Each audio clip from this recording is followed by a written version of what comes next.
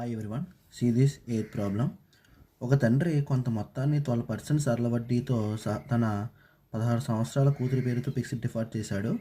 అతని కూతురికి 22 సంవత్సరాల వయసులో 4,30,000 మొత్తం వచ్చినట్లయినా అతను మొదట డిపాజిట్ చేసిన మొత్తం ఎంత? రేట్ ఆఫ్ ఇంట్రెస్ట్ 12 ఇచ్చాడు.